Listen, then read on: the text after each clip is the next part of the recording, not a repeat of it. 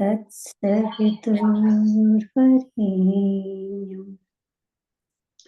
भर्गो देवस्य धीमहि धियो यो नः प्रचोदयात्। प्रणाम। पूज्य गुरुदेव को प्रणाम, बाबूजी को प्रणाम, सभी साधक भाई बहन को मेरा सादर वंदन। तो आज का सब्जेक्ट है प्रश्नोपनिषद। तो मैं इसमें 6 सवाल जिज्ञासु शिष्य से पूछे गए हैं। ऋषि पिपलाद के पास जाते हैं वो लोग और ये 6 सवाल पूछते हैं। तो हम एक प्रश्न पढ़ेंगे और उस पे थोड़ा डिस्कशन करेंगे और बाद में दूसरा प्रश्न लेंगे, ऐसे चलेगा। तो मैं पहले पढ़ूंगी और फिर बाद में थोड़ा उस पे हम चर्चा करेंगे। तो प्रथम प्रश्न है,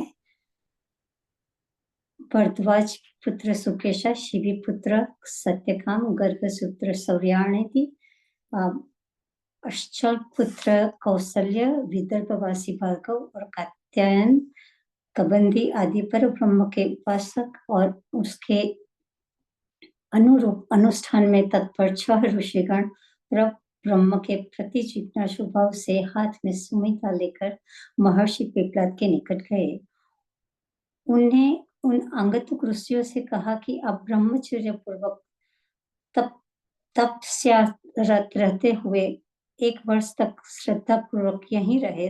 तत्पश्चात आप अपनी इच्छानुसार प्रश्न करें, यदि मैं जानता होऊंगा तो आपको अवश्य ही उनके उत्तर दूंगा। कात्यायन कबंदी ने ऋषि पिपलाद के निकट जाकर पूछा, भगवान, यह प्रजा किससे प्रकट होती है? महर्षि पिपलाद ने कहा कि प्रजा वृद्धि की इच्छा वाले प्रजापति ब्रह्मा ने तप किया। तदंतर उन्होंने रई और प्राण नामक एक युगल उत्पन्न किया और सोचा कि यह युगल ही अनेक प्रकार की प्रजा का उत्पादन करेगा। आदित्य ही प्राण स्वरूप और रई ही चंद्र स्वरूप है। इस विराट विश्व में जो कुछ मूर्त और अमूर्त अर्थात स्थूल एवं सूक्ष्म है, यह सब रई ही है, अतएव मूर्ति ही रही है। रात्रि के समापन पर पूर्व में उदित होकर सूर्यदेव पूर्व दिशा के प्राणों को अपने किरणों में धारण करते हैं। तदंतर वे ही सूर्यदेव दक्षिण, पश्चिम, उत्तर, नीचे, ऊपर और दिशाओं में के मध्य भागों को भी दैदीप्यमान करते हैं और उन सब दिशाओं के प्राणों को अपने किरणों में धारण करते हैं। वे सूर्यदेव ही वैश्वानर, अग्निरूप, विश्वरूप एवं प्राण रूप होकर प्रकट होते हैं। ऋचा द्वारा भी इसी तथ्य की पुष्टि की गई है। वे सूर्य सर्वरूप, सर्वाधार, रश्मिवान, सर्वज्ञाता, तपोनिष्ठ एवं अद्वितीय है। वे सहस्त्र किरणों वाले सूर्यदेव सैकड़ों रूपों से विद्यमान रहते हुए समस्त प्राणधारियों के प्राण स्वरूप होकर उदित होते हैं। संवत्सर ही प्रजापति है तथा उसके दक्षिण और उत्तर 2 अयन है। जो लोग अपने अमिष्ट की पूर्ति हेतु कर्मपथ का आश्रय लेते हैं, वे चंद्रलोक प्राप्त कर आवागमन को प्राप्त करते हैं। ये प्रजा की कामना करने वाले ऋषिगण दक्षिण की ओर पृथ्वीयान मार्ग से गमन करते हैं। यह पृथ्वीयान मार्ग ही रही है। लौकिक सुख को लक्ष्य आत्मस्वरूपी पुरुष तप, ब्रह्मचर्य, श्रद्धा और विद्या द्वारा परमात्मा की प्राप्त करके उत्तर मार्ग द्वारा सूर्य लोक को प्राप्त करते हैं। वे सूर्य देव ही प्राणों के आश्रय है, वे ही अभय है, वे ही अविनाशी है और वे ही परम गति वाले हैं। अस्तु इस सूर्य लोक को प्राप्त करके फिर पुनरावर्तन नहीं होता। इस तथ्य को यह अगला मंत्र स्पष्ट करता है। कुछ विद्वान 5 पैरों और 12 आकृतियों वाला तथा दूलोक के बीच में जल धारण करने वाला कहते हैं। अन्य विद्वानों ने उसे 7 चक्रों और 6 अरों वाला कहा है। मास प्रजापति है, उसके कृष्ण पक्ष रई तथा शुक्ल पक्ष प्राण है। इसलिए ये ऋषि शुक्ल पक्ष में इष्ट कर्म करते हैं तथा अन्य विद्वान दूसरे कृष्ण पक्ष में इष्ट कार्य संपादित करते हैं। अन्य दृष्टि से अहोरात्र प्रजापति स्वरूप है।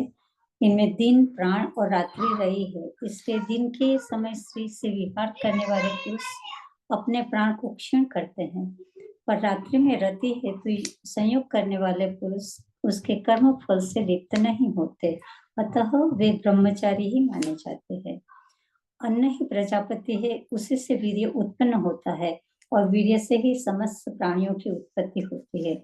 इस प्रकार प्रजापति के इस व्रत पालन करने वाले पुरुष मिथुन का उत्पादन करते हैं। तपस्वी और ब्रह्मचर्य युक्त तथा सत्यावलंबी पुरुष ब्रह्मलोक को प्राप्त करते हैं।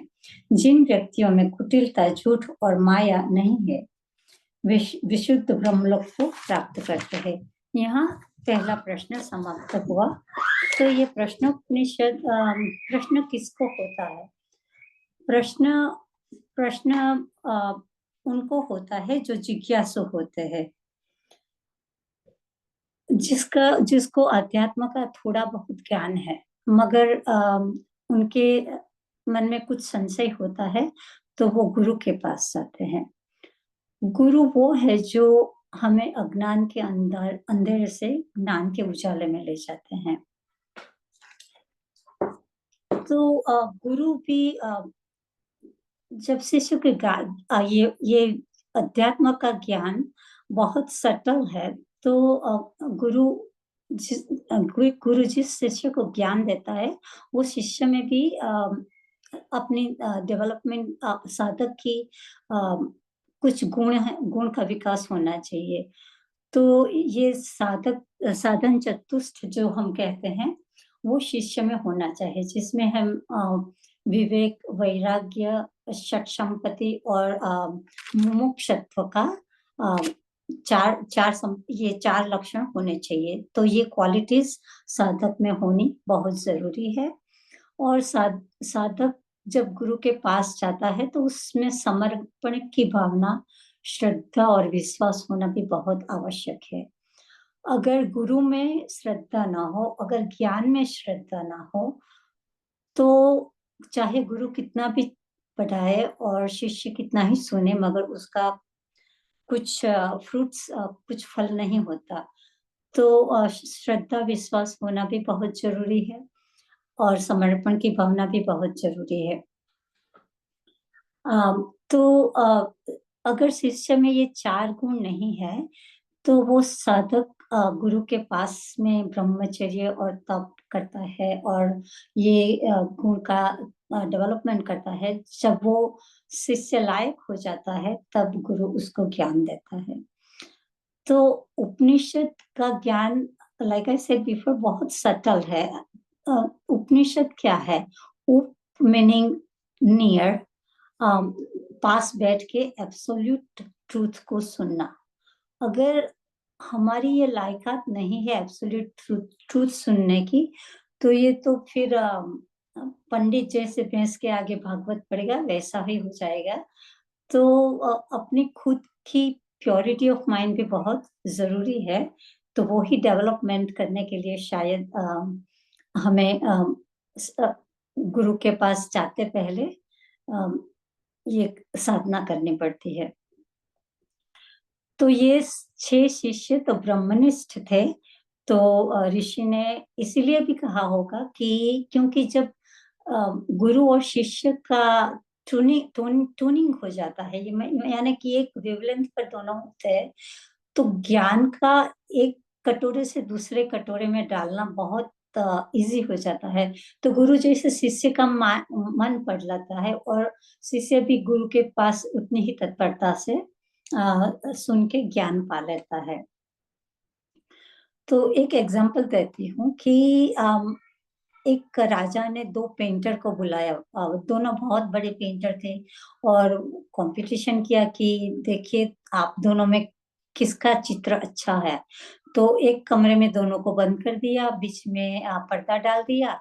एक साइड पे एक चित्रकार था, दूसरी साइड पे दूसरा था।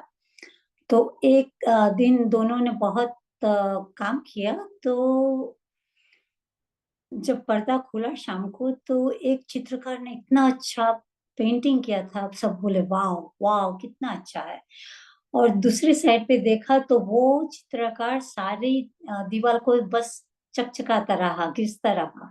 इतनी अच्छी बनाई कि जो उसमें प्रतिबिंबित हुआ सामने वाला का चित्र, वो ओरिजिनल से भी ज्यादा अच्छा था। तो प्योरिटी ऑफ माइंड, समर्पण की समर्पण की भावना, ये दोनों बहुत जरूरी है ज्ञान पाने के लिए। तो यहाँ अच्छे शिष्य जाते हैं पिपलाद ऋषि के पास, और पहला प्रश्न पूछते हैं कि ये प्रजा कहाँ से उत्पन्न होती है। तो ऋषि ने बताया कि जो प्रजापति है, जो क्रिएटर है, उन्होंने संकल्प किया। तो संकल्प भी बहुत बड़ी चीज है, क्योंकि जब हम कोई भी बात का संकल्प करते हैं तभी वो फलित होते हैं। बिना संकल्प किए कुछ नहीं होता। संकल्प से ही सिद्धि मिलती है, और संकल्प का दृढ़ होना बहुत जरूरी है। बाबूजी हमें बार बार बताते हैं कि जुनून होना चाहिए। तो ये आत्मज्ञान पाने का भी जुनून होना चाहिए। साक्षात्कार का संकल्प दृढ़ होना चाहिए। तो वो बताते हैं कि प्रजापति ने संकल्प किया कि उनको एक से अनेक बनना था, तो उन्होंने एक जोड़ा उत्पन्न किया। तो जोड़ा क्या था? रई और प्राण। रई माने जड़, और प्राण माने चेतन, या हम उसको मैटर एंड लाइव एनर्जी भी बोल सकते हैं आधुनिक भाषा में। तो ये दोनों जोड़ा बनाया, तो ये दो सारे संसार को रिप्रेजेंट करता है। तो एक में से अनेक होने के लिए सहयोग बहुत जरूरी है। यहाँ जोड़ा का मतलब दोनों को समान महत्व दिया गया है, क्योंकि एक के बिना दूसरा कुछ काम नहीं कर सकता।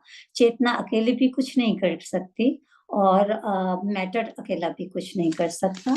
तो दोनों का समान इम्पोर्टेंस है। तो यहाँ जड़ मैनिफेस्टेड है, और प्राण अनमैनिफेस्टेड है। और प्रजापति यानी कि विश्वानर, विश्व में ये जो सब कुछ है, वो वो प्रजापति क्रिएटर का ही मैनिफेस्टेशन है।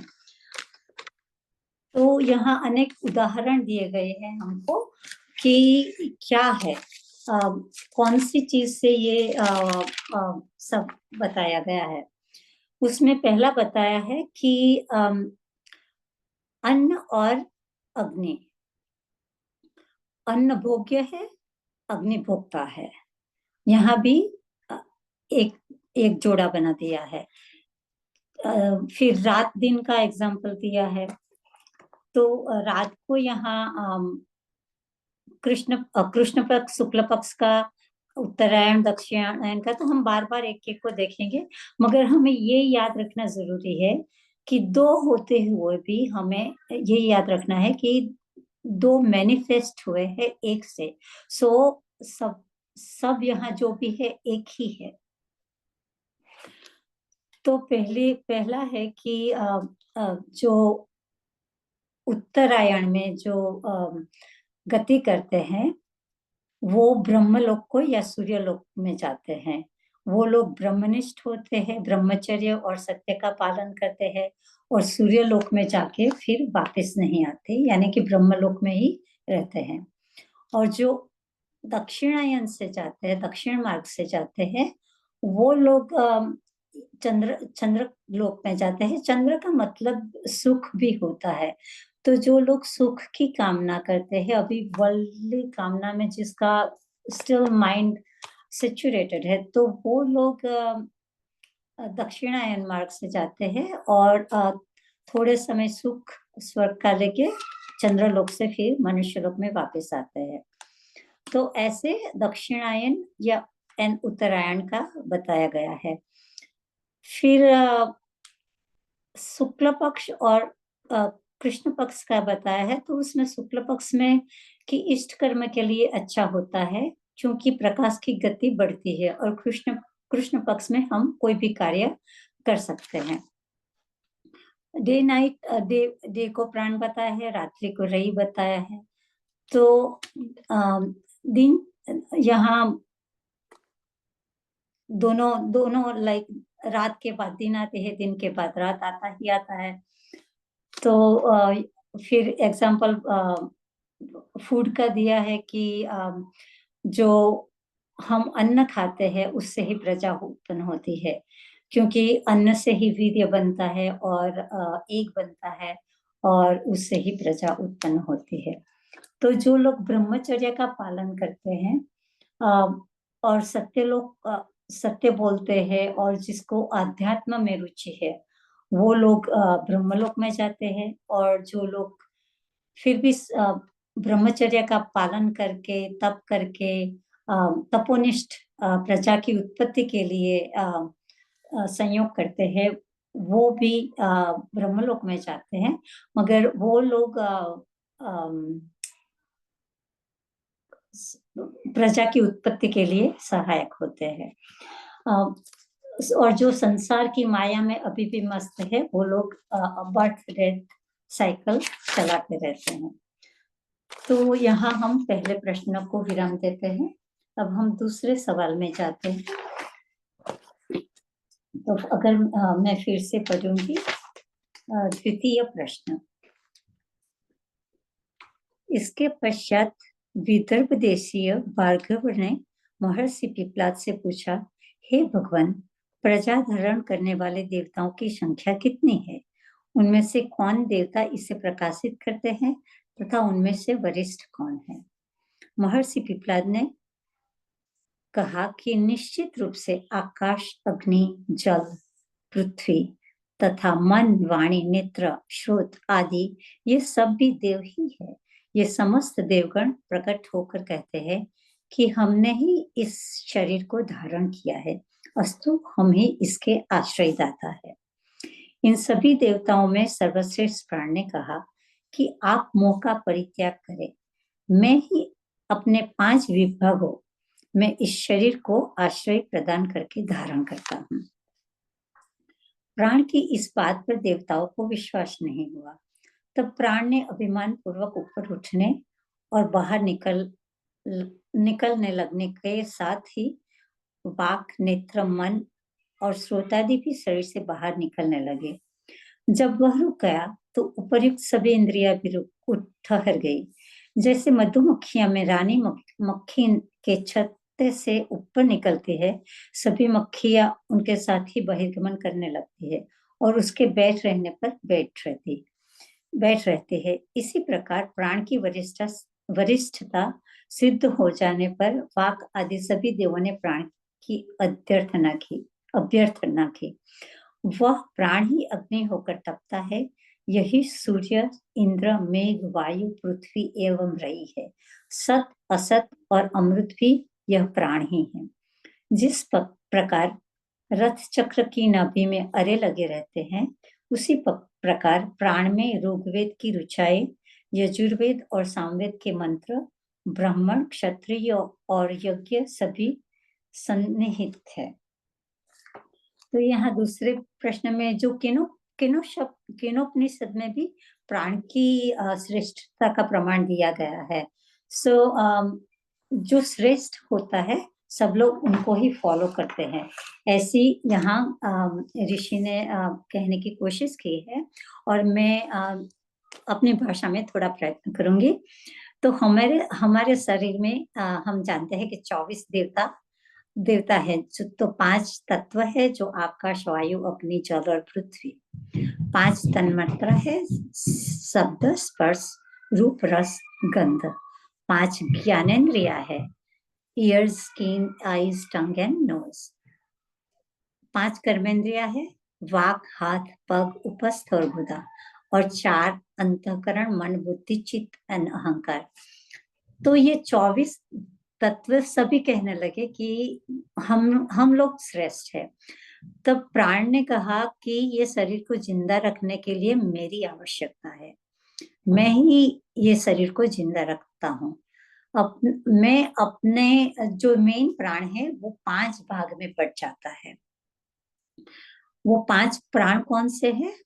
और 5 प्राण के भी 5 असिस्टेंट प्राण हैं, उसको हम उपप्राण बोलते हैं। तो एक तो कूर्म है, उसका उपप्राण अपान है। आई मीन सॉरी, पहला प्राण अपान है, उसका उपप्राण कूर्म है। दूसरा है समान, जिसका है क्रिकव। तीसरा है प्राण, उसका उपप्राण है नाग। फिर हमारे पास है उदान और देवदत्त, व्यान एंड धनंजय। तो ये प्राण के बिना तो ये शरीर चल ही नहीं सकता। तो प्राण ने अभिमान पूर्वक बोला कि अगर मैं शरीर से निकल जाऊं तो कोई भी नहीं बचेगा। तो प्राण धीमे धीमे ऊपर उठने लगे, तो सभी 24 तत्व भी उठने लगे। क्योंकि जैसे कि यहाँ ऋषि ने बोला, मधुमक्खियां रानी मधुमक्खियों को फॉलो करती है, तो वैसे ही हुआ। तो जब प्राण शरीर से बाहर निकलने की कोशिश कर रहा, तो सभी बोले कि हम तो मर जाएंगे भाई। तो उन लोगों ने फिर प्राण को विनती की, उसकी वरिष्ठता को स्वीकार कर लिया और बोले कि आप वापस शांत हो जाइए और आप प्लीज पहले से स्थापित हो जाइए, क्योंकि कान आपके बिना सुन नहीं सकेगा, नाक सूंघ नहीं सकेगा और आंखें देख भी नहीं सकती। ये सब में प्राण ही है जो हमें जिससे हमारी कर्मेंद्रिया ज्ञानेंद्रिया कार्य करती है। तो सबने प्राण की श्रेष्ठता को स्वीकार कर लिया। जैसे कृष्ण भगवान भी भगवत गीता में बोलते हैं कि भगवान, वो तो भगवान है, वो उसको तो कुछ काम करने की जरूरत ही नहीं है, मगर वो जानते हैं कि श्रेष्ठता का अनुचरण सभी दूसरे लोग करते हैं, तो इसीलिए भगवान काम करते हैं। तो ऐसा उदाहरण यहाँ भी दिया गया है। तो बस दूसरा प्रश्न तो बहुत शॉर्ट था। यहाँ भी बोला गया है कि प्राण तपता है, तप तप के वो अग्नि अग्नि है, सूर्य है, यानी कि यहाँ फायर का जो इम्पोर्टेंस है वो बताया गया है। वो तप के फिर जो तपता है तभी बारिश होती है, बारिश होती है तभी अन्न होता है, अन्न होता है तभी लोग का पोषण होता है, और जब शरीर का पोषण होता है तभी ये सभी देव उसमें संतुष्ट रहते हैं। तो यहाँ प्राण को सूर्य करके उसको एनर्जी बोला है। तो उसकी एनर्जी से ही सब कुछ स्थूल सूक्ष्म सब चलते हैं। जैसे रथ के पहिंडे में अगर आरी नहीं होती तो पहिंडा वो होल्ड नहीं कर पाता, वैसे ही संसार की सभी चीज, प्रजा, वनस्पति, प्राणी, all being, they help together with प्राण शक्ति। प्राण ही प्रजापति है और प्राण ही बच्चा है, प्राण ही इंद्रिया है, सर्व सर्व सर्व ही प्राण है। क्योंकि प्राण हमारे पितरों को दिया हुआ, अर्पण किया हुआ भोग भी प्राण ही पहुंचाता है। सो देहधारियों में श्रेष्ठ आचरण करने वाला भी प्राण ही है। ये जो हमारी इंद्रिया काम करती है वो भी प्राण के ही रस से काम करती है, उसको अंगी रस बोला है।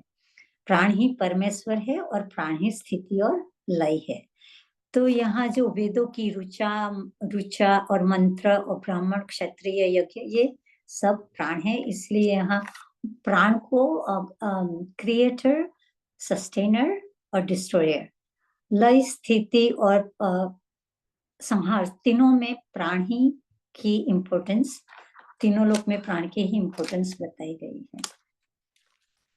तो प्राण ही सबसे श्रेष्ठ है, ऐसा यहाँ कहा है। प्राण ही रक्षक है, प्राण ही संहार करता है और प्राण ही पोषण करता है। अब हम तृतीय प्रश्न में चलते हैं। तो तृतीय प्रश्न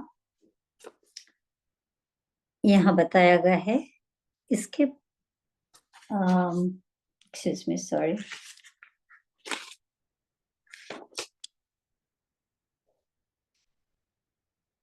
तदुपरांत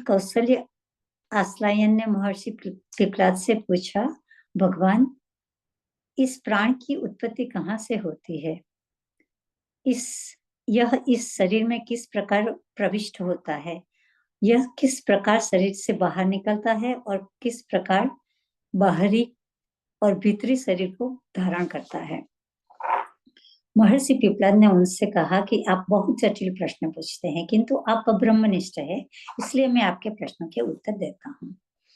इस प्राण की उत्पत्ति आत्मा से होती है, जिस प्रकार छाया देहधारी की देह से उत्पन्न होती है अथवा छाया देहधारी की आश्रित है, उसी प्रकार प्राण आत्मा से उत्पन्न होकर उसी के आश्रित रहता है। यह प्राण मन के संकल्प के अनुसार शरीर में प्रविष्ट होता है। जिस प्रकार राजा अपने विभिन्न अधिकारियों को पृथक पृथक ग्रामों में नियुक्त करता है, उसी प्रकार प्राण अन्य प्राणों को पृथक पृथक नियुक्त करता है। वह प्राण स्वयं मुख और नासिका से निकलता हुआ नेत्र और श्रोत में प्रतिष्ठित होता है तथा गुदा एवं उपस्थेंद्रिय में अपान वायु को नियुक्त करता है। मध्य भाग में समान वायु रहता है, जो अन्न को समानता पूर्वक शरीर के विभिन्न भागों को वितरित करता है। उसी प्राण रूपी अग्नि से 7 ज्वालाओं का प्रादुर्भाव होता है। वह आत्मा प्राणी के हृदय में प्रवेश में स्थित है। इस हृदय प्रांत में 101 नाड़ियां हैं। उन सभी नाड़ियों में प्रत्येक की 100 शाखाएं हैं और उन सभी नाड़ी शाखाओं में भी प्रत्येक की 72,000 प्रति शाखाएं हैं। इन सभी नाड़ी शाखाओं में व्यान वायु संचरित होता है। इन नाड़ियों में एक नाड़ी ऊर्ध्वगामी है, जिसके माध्यम से उदान नामक वायु मनुष्य को पुण्य कृत्य द्वारा पुण्य लोक को और पाप कृत्य द्वारा अधम लोक को ले जाता है। वह उदान वायु पाप पुण्य दोनों प्रकार के कर्मों द्वारा मनुष्य को मृत्यु लोक में प्रतिष्ठित करता है।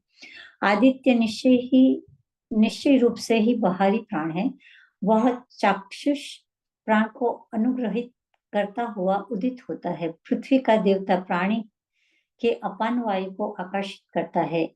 इन दोनों के बीच का रिक्त स्थान ही समान वायु है तथा बाह्य वायु व्यापकता में समानता होने से व्यान है। विश्वविख्यात तेज ही उदान है, जिनका तेजस शीतल हो जाता है, उनकी इंद्रियां का मन में विलय हो जाता है। इस स्थिति में वे पुनर्जन्म प्राप्त करते हैं। इसका जिस तरह का मन संकल्प होता है, वह उसी प्रकार के संकल्प के साथ प्राण को प्राप्त करता है। वह प्राण तेजस संपन्न होकर जीव के संकल्प अनुसार उसे विभिन्न लोक में ले जाता है। जो विज्ञजन प्राण तत्व को इस प्रकार जानते हैं, उनकी प्रजा कभी विनाश को प्राप्त नहीं होती और वे अमृत तत्व को प्राप्त कर लेते हैं। वह श्लोक यह श्लोक इसी तथ्य का प्रतिपादन करता है। जो मनुष्य प्राण तत्व की उत्पत्ति, आगमन, स्थान, व्यापक तथा बाहरी और आध्यात्मिक या स्थिति के पांचों भेदों का भली प्रकार जान लेता है, वह अमर पद प्राप्त कर लेता है। वह निश्चित ही अमरत्व को प्राप्त कर लेता है। तो हम अब तीसरे प्रश्न में आते हैं कि जो कि कौशल्य ने पूछा है कि प्राण की उत्पत्ति, स्थिति और लय किस प्रकार होता है। तो यहाँ ये बताया गया है कि प्राण आत्मा से यानी परम पुरुष से यानी कि सत्य से उत्पन्न होता है। तो पुरुष का मतलब क्या है? पुरुष यानी नगरिक को भी बोला जाता है, ईश के जिसका संरक्षक है, तो उसको भी पुरुष बोला जाता है। तो जो सत्य है, जो सुप्रीम ट्रूथ है, परम पुरुष है, उसी से ये प्राण उत्पन्न होता है। जैसे कि देहधारियों में हमारी जो छाया होती है, अगर हमारा काया नहीं होती तो छाया नहीं होती। तो छाया होने का कारण काया है। वैसे ही प्राण होने का कारण पुरुष है, वहां से ही आत्मा से ही प्राण उत्पन्न होता है। मगर छाया जैसे मिथ्या होती है, वैसे ही यहाँ बताया गया है कि मन जब जब संकल्प करता है, इच्छा करता है, तभी वह प्राण शरीर में प्रविष्ट होता है। तो संकल्प करना जरूरी है और मन की इच्छा के अनुसार प्राण शरीर के अंदर प्रविष्ट होता है। और जैसे कि राजा सभी प्रांत में अपने अधिकारी को चुन चुन के लीडर भेजती है कि यहाँ का जो भी कार्यक्रम है आपको संभालना है और मुझे सिर्फ रिपोर्ट देना है।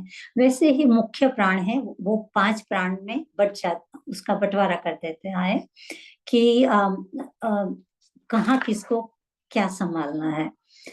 तो सबको अपने अपनी जिम्मेदारी डिपार्टमेंट में नियुक्त कर दिया है। सो अपान का कार्य क्या है? एक्सक्रीशन। उसकी ऑफिस कहाँ है? गुदा और उपस्थ के पास। और उसका कार्य है मलमूत्र को, कचरा को बाहर निकालना। प्राण तो हमारा मेन प्राण को भी प्राण बोलते हैं, जो चक्षु, नाक और ईयर्स में जाता है। और समान प्राण जो है वो हमारे डाइजेशन के लिए नाभि में रहता है, उस नाभि प्रदेश में रहता है। वो अब्सॉर्ब करता है, डाइजेस्ट करता है और न्यूट्रिशन को सभी पार्ट्स शरीर में पहुंचाता है। और ये जो हमारा आत्मा है वो कहाँ है? वो हमारे हार्ट के पास है। तो वहाँ हार्ट में हमारी 100 नाड़ियां हैं और 100 नाड़ियां है और उसकी 72 नाड़ियां है। तो ऐसे 72,000 नाड़ियां हमारे हृदय प्रवेश से बाहर निकल के सारे शरीर में व्याप्त होती है।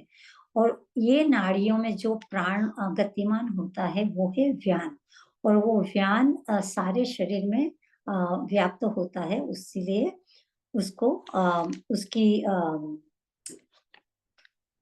उसको सभी जगह होने की ये बताई गई है। उसका I can't think of the word right now, sorry.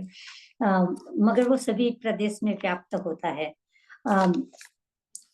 उदान का कार्य है इजेक्शन।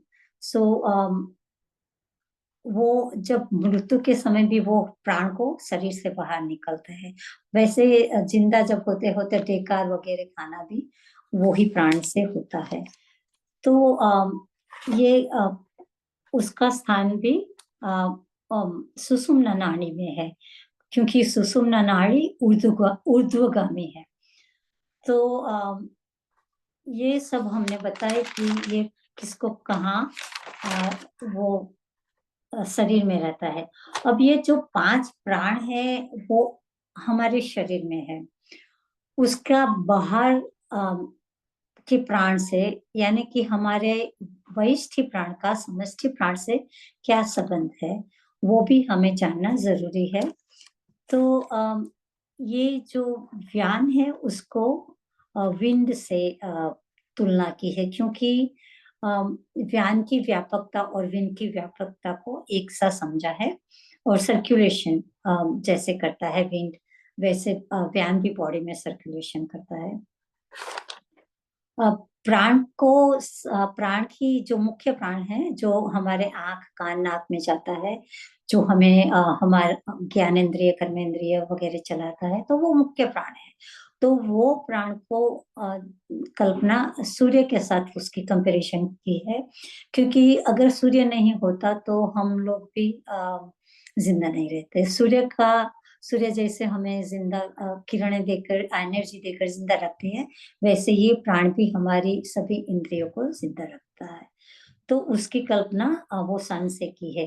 अपान की अर्थ के स्वाद की ग्रेविटेशनल फोर्स है, तो हमें गिरने नहीं देता और हम हवा में उड़ भी नहीं जाते, हमें स्थिर रखता है। इससे वह एक्सक्रीशन का भी कार्य करती है, मगर यहाँ उसकी समान की तुलना उसे ग्रेविटेशनल फोर्स स्पेस से की गई है। स्पेस में जैसे सब कोई अपने अपनी जगह पे स्थिर रहता है, ऐसे वो भी रहता है। और उड़ान है जो वो फायर से कल्पना की है, क्योंकि उड़ान हमारा तेज है, हमारे शरीर की वार्मथ है। अम, जब तक वो शरीर में है तब तक हम जिंदा है। अ, वो उड़ान जब जब चला जाता है, शरीर से प्राण निकल जाता है, तो शरीर ठंडा हो जाता है। सो इसीलिए उड़ान हमें वार्मथ रहता है, गर्म रखता है, तो उसकी कल्पना फायर के साथ की है। तो ये हम सभी देख लिए पांचों प्राण की बाहरी और आंतरिक स्थिति में क्या समत्व है और कैसे इनको अ, समानता कार्य क्षेत्र में भी समानता है। जैसे कि मैंने बताया, जीवात्मा में जब तेज क्षीण हो जाता है तो वो उसकी मृत्यु हो जाती है। उदान वायु जो है जीवात्मा को उसके संस्कार के अनुसार अनुसार जैसे कि हमने आगे के प्रश्न में भी देखा कि प्राण दूसरे लोक में ले जाता है। जैसा कर्म करते हैं, जैसे हमारे संस्कार होते हैं, वैसा लोक हमको मिलता है। और अंत समय में जो भी हमारे थॉट्स हमारे मन में चलते हैं, वो भी कार्य करता है। तो हमने सारी जिंदगी जो भी थॉट्स क्रिएट किए हैं, वो ही थॉट्स हमारे साथ अंत समय में भी रहते हैं, क्योंकि मन उसका आदि है। जो हमारे संस्कार बन जाता है वो ही हम करते हैं। तो इसीलिए ये बहुत जरूरी है कि हम अच्छे संस्कार, अच्छी सोच रखें और पॉजिटिव थिंकिंग करें, क्योंकि अंत समय में चित्त जहाँ होता है, उदान प्राण हमें वहीं ले जाएगा। तो अगर हमारा चित्त शुद्ध है, अ, हमने अच्छे कार्य किए हैं, परमात्मा की स्तुति की है, तो हमारे प्राण वहीं ब्रह्मलोक में जाते हैं। अगर हमारा नेगेटिव थिंकिंग है, हमने बुरे कार्य पाप कर्म किए हैं, तो फिर हम नरक में जाते हैं। अगर हम पाप पुण्य मिक्स करते हैं तो फिर मनुष्य लोक में फिर से वो बर्थ डेथ का साइकिल जारी रहता है। तो यहाँ हमने देख लिया कि जो इस प्रकार प्राण को जानता है वो ब्रह्मलोक को, या वो जन्म मरण से मुक्त होता है। तो प्राण की उत्पत्ति, मन का संकल्प से शरीर में आगमन, 5 प्रकार के स्वरूप में शरीर में उसका स्थापित होना, कहाँ कहाँ कौन सा कार्य करता है, और अंतरिक्ष और शरीर में दोनों की ये क्या संबंध है, ये सब हमने देख लिया। तो अब हम चौथे प्रश्न पे चलते हैं। अभी तक चौथे प्रश्न में भी हम अपरा प्रकृति में ही होंगे। अभी तक हम स्थूल से सूक्ष्म और अपरा प्रकृति में ही है। तो ये चौथे प्रश्न में हमारा ट्रांसफॉर्मेशन अपरा से परा में होने वाला है। तो ये प्रश्न भी बहुत महत्वपूर्ण है। ये यहाँ 6 प्रश्न पूछे हैं। गार्गरिया ने 5 प्रश्न पूछे हैं, सॉरी। तो उसमें हम देखते हैं कि हम ये यात्रा में ये हमें कैसे अपरा से परा में ले चलते हैं। चतुर्थ प्रश्न है, तदुपरांत सूर्यपुत्र गागर्य ने महर्षि पिपलाद से प्रश्न किया है, हे भगवान, इस पुरुष देह में कौन इंद्रिया शयन करती है और कौन जागृत रहती है? कौन देवता स्वप्न देखता है और कौन सुख अनुभव करता है? ये सब किसमें संप्रतिष्ठ होते हैं?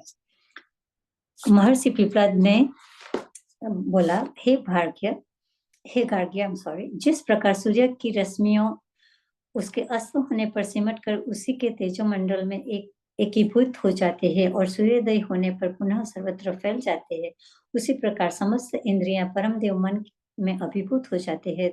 तब वह पुरुष न देखता है, न सुनता है, न स्वाद लेता है, न सूंघता है, न स्पर्श करता है, न बोलता है, न ग्रहण करता है, न मल का त्याग करता है, न आनंद का अनुभव करता है और न ही किसी प्रकार की चेष्टा करता है। तब उसकी इस स्थिति को शयन करना कहते हैं। इस शरीर रूप पूर्व में प्राण रूप अग्नि ही जागृत रहता है। यह अपान ही ग्राह्य पत्र अग्नि है व्यान ही अनबाह्य और पचन नामक अग्नि है। गाह्य पत्य से ले जाया गया प्राण ही प्रणयन प्रक्रिया के कारण आह्वनीय अग्नि रूप है। शरीर धरे में उच्छ्वास और निश्वास ही यज्ञ यज्ञ आहुतियां हैं। उन आहुतियों को समानता पूर्वक विभक्त करने के कारण समान वायु मन निश्चय ही यजमान है और अमिष्ट फल उदान, यही उदान मन को नित्य ही ब्रह्म में स्थित करता है। स्वप्न की स्थिति में यह देव अपनी महिमा का अनुभव करता है।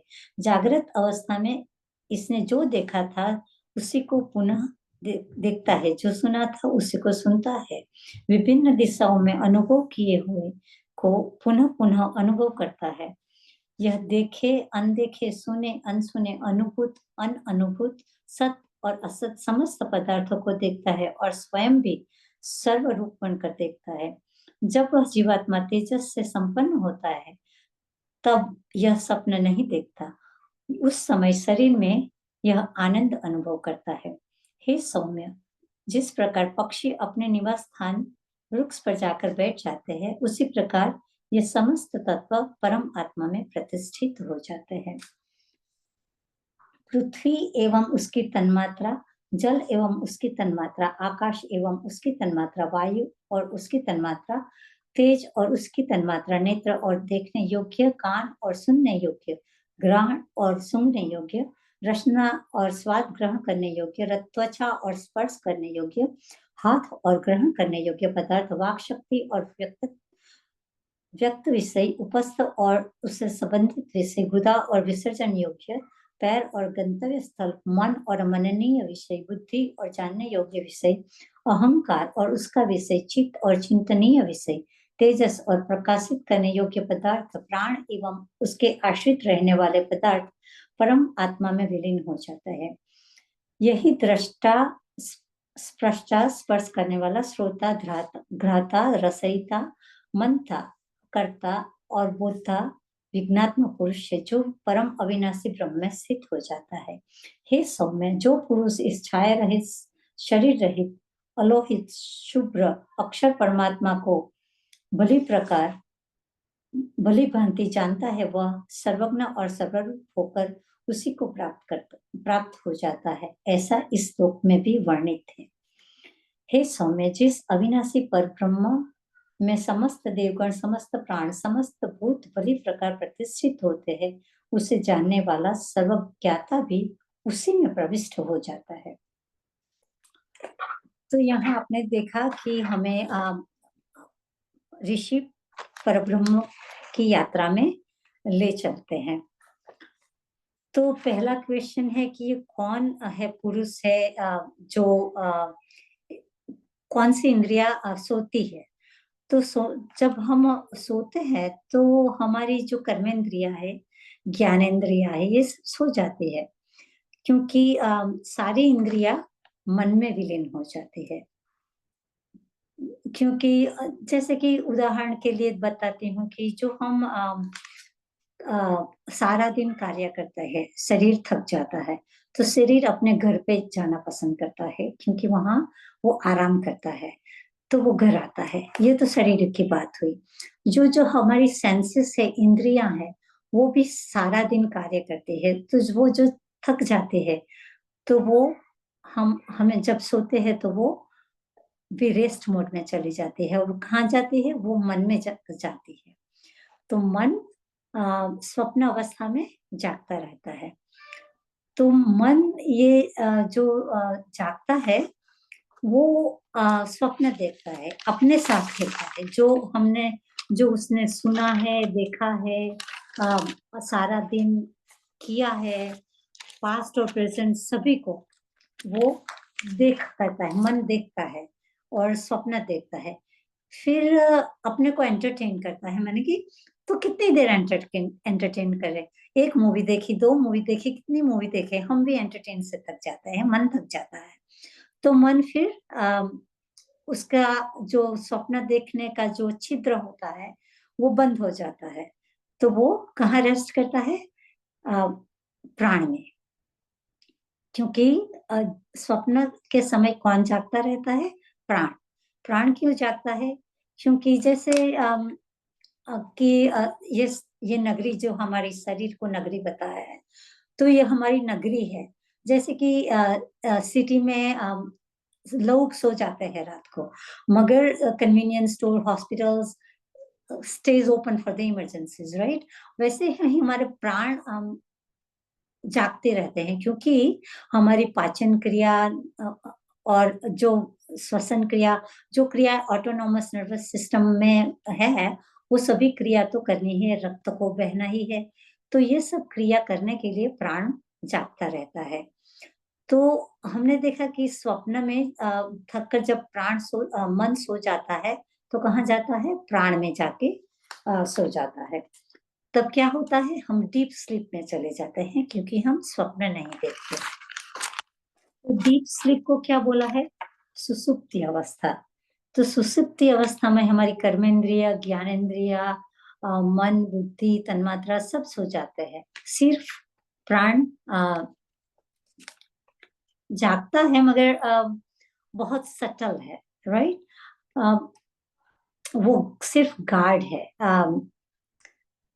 तो हमारी जो सब उपाधियां है ना, वो सुसुप्ति में वो सब उपाधि, उपाधि किसको बोलता है? ये 5 तत्व, ज्ञानेंद्रिय, कर्मेंद्रिय, सबको उपाधि बोलते हैं। मन, बुद्धि, चित्त, अहंकार, राइट? तो ये सब उपाधि सो जाती है। कहाँ जाती है? मगर प्राण कहाँ जाता है, वो क्वेश्चन है ना। तो प्राण डीप स्लीप में, सुसुप्ति में कहाँ जाता है, वो हम बाद में देखेंगे। पहले सुसुप्ति अवस्था को देखते हैं, क्योंकि ये सब रेस्ट मोड में जाता है। तो हमारी आत्मा को हम टच करते हैं सुसुप्ति में। सुसुप्ति में जब हम आत्मा को टच करते हैं, तो हम डीप स्लीप में बहुत आनंद का अनुभव करते हैं, मगर हमको ज्ञात नहीं है। अगर हमको ज्ञात होता, तो फिर हम भी सेल्फ रियलाइज पर्सन हो जाते। मगर जब उठते हैं, तब हमको पता चलता है कि हम तो बहुत डीप स्लीप में थे, और रिजुनल, जैसे कि हम नई शक्ति, नया जीवन मिलता है। डीप स्लीप के बाद एक अनोखी ऊर्जा मिलती है। तो ये कहाँ से आती है? क्योंकि हम आत्मा को टच कर लेते हैं। तो ये स्थिति सुसुप्ति में होती है। मगर ये तीनों अवस्था का जो साक्षी है, वो कौन है? वो है हमारा आत्मा। तो अब हम यही कह सकते हैं कि हमारा जो प्राण है, वो आत्मस्थित हो जाता है, वो तुरिया अवस्था में चला जाता है। सो ये तुरिया अवस्था में जो साक्षी चैतन्य है, वो तीनों अवस्थाओं को देखता है, जागृत, स्वप्न और सुसुप्ति। यानी कि वो जो कॉन्शियसनेस है, वो जागृत अवस्था में विश्वानर है, वो स्वप्न अवस्था में तेजस है, और वो सुसुप्ति में प्रज्ञा है। ये जो कॉन्शियसनेस है, जो साक्षी चैतन्य है, उसको जो अनुभव तीनों अवस्था में करता है, वो कबीर दास जैसी तुरिया अवस्था में हमेशा रहता है। क्योंकि वो जानता है कि ये संसार है ही नहीं, और जो है वो मिथ्या है। तो उसको सभी में एकत्व दिखता है, क्योंकि वो आत्मस्थित है, आत्मा परमात्मा में चला जाता है। तो आत्मा परमात्मा एक है, और आत्मा इज इटर्नल, ऑल परवेडिंग, सभी जगह है, सभी में है। तो जो पुरुष ये आत्मस्थित है, जो तुरिया स्थिति में है, वो सबको एक समान देखता है। तो यही ये कहना है कि हमारी जर्नी शरीर से लेके ब्रह्म तक पहुंची है। हमारे टाइम को भी देखना है, तो हमें अभी 2 प्रश्न बाकी है। तो हम स्थूल से चैतन्य की ओर, फॉर्म से फॉर्मलेस की ओर जाते हैं। तो शरीर, फिर सेंसेस, फिर मन, फिर प्राण, फिर जीव, जीव से शिव की जर्नी हम करते हैं। तो देयर इज ओनली वन ब्राह्मण, ये कहना यहाँ पे हुआ है। तो हम चलते हैं 5वें प्रश्न पे। मगर ये जो सुषुप्ति और तुरीयावस्था की जो स्थिति है वो बहुत इम्पोर्टेंट है। बार-बार पढ़ने से, बार-बार मनन चिंतन निधिध्यास करने से हमें पता चलता है कि सुषुप्ति में हमारी आत्मा हमारे प्राण कहाँ जाता है, हम आत्मस्थित हो जाते हैं। तो अब 5वें प्रश्न को चलते हैं। 5वें प्रश्न में पूछा है कि इसके उपरांत शिवी पुत्र सत्यकाम ने महर्षि पिपलाद से पूछा, हे भगवान, यह बताने का अनुग्रह करे कि जो मनुष्य जीवन भर ओम का ध्यान करे वह ओमकार उपासना द्वारा किस लोक पर विजय प्राप्त कर लेता है। महर्षि पिपलाद ने कहा, हे सत्यकाम, यह ओमकार ही निश्चित रूप से परब्रह्म और अपर ब्रह्म है। अतः जो विद्वान इसे इस प्रकार जानता है वह इनमें से किसी एक ब्रह्म को प्राप्त कर लेता है। वह साधक यदि एक मात्रा वाले ओमकार का ध्यान करता है तो उसके माध्यम से वह अति शीघ्र ही इस जगत को प्राप्त कर लेता है। यहाँ वह ब्रह्मचर्य, तप और श्रद्धा से संपन्न होकर महिमावान होता है। यदि वह द्विमात्रा ओमकार का ध्यान करे तो उसे यजुर्वेद के मंत्र अंतरिक्ष में स्थित सोमलोक में ले जाते हैं। वह यहाँ विभूतियों का अनुभव करके पुनः वापस लौटता है। जो पुरुष त्रिमात्रा ओमकार के ध्यान द्वारा साधना करता है वह तेजोमय सूर्यलोक को प्राप्त करता है। जिस प्रकार सर्प केंचुली से मुक्त होकर बाहर आता है उस प्रकार वह पापों से छूट जाता है और साम मंत्रों द्वारा ब्रह्मलोक पहुंचा दिया जाता है। वह विद्वान इस जीवन धन से भी श्रेष्ठ समस्त शरीरों में प्रविष्ट परमात्मा का दर्शन करता है। ये 2 श्लोक इसी तथ्य के प्रतिपादक है। ओमकार मंत्र की तीनों मात्रा परस्पर संबंध है, मृत्यु से युक्त है, ये प्रयुक्त होती है एवं आपस में ऐसी है जिसका प्रतिकूल रूप में प्रयोग नहीं किया जाता। अस्तु बाहर भीतर और बीच की क्रियाएं में भली प्रकार प्रयुक्त करने वाला विद्वान पुरुष दृढ़ संकल्प वाला होता है जो कभी विचलित नहीं होता। साधक को ऋग्वेद की ऋचाएं इस लोक की प्राप्ति कराती है। यजुर्वेद के मंत्र अंतरिक्ष लोक की और सामवेद के मंत्र उसे उस लोक की प्राप्ति कराती है, ऐसा विद्वजन मानते हैं।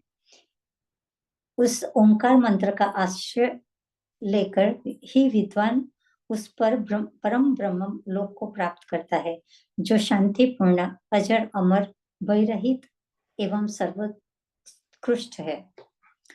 तो यहाँ 5वें प्रश्न में ओमकार की उपासना से क्या होता है और 1 मात्रा, 3 मात्रा, 2 मात्रा ये सब क्या है वो हम देख लेते हैं।